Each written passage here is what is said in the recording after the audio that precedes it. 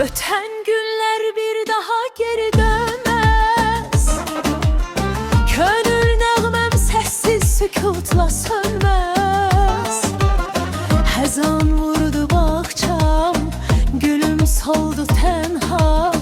Ümidinin şamı sönsə də könlüm sönmez. Hatirələr yel kimi əsər qəlbimdə, kölgəsi qalıbıdır hər bir gülümdə. Ay doğsa da səssiz gecə içimdə, səni anmaq eşqimlə bitməz, dönməz. Ötən günlər dönməz, dönməz, könlüm səni hər an dinməz. Bir baxışın qaldı yadda, zaman axar, sevda sönməz.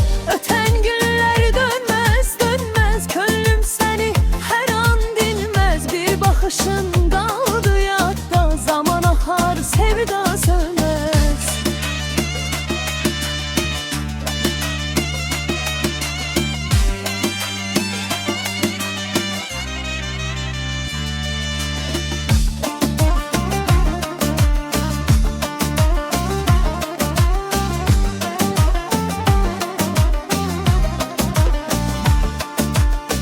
Könül qəmli sükutla baxar sabaha.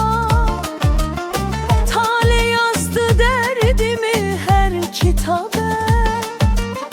Bir xatirə qaldı gülüşün hələ də.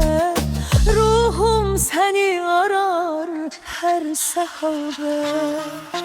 Hatirələr yel kimi əsər qəlbimdə, kölgəsi qalıbıdır hər bir gülümdə. Ay doğsa da səssiz gecə içimdə, səni anmaq eşqimlə bitməz, dönməz. Ötən günlər ələz dönməz, könlüm səni hər an dinməz. Bir baxışın qaldı yadda, zaman axar, sevda sönməz. Ötən günlər dönməz, dönməz, könlüm səni hər an dinməz. Bir baxışın qaldı yadda, zaman axar, sevda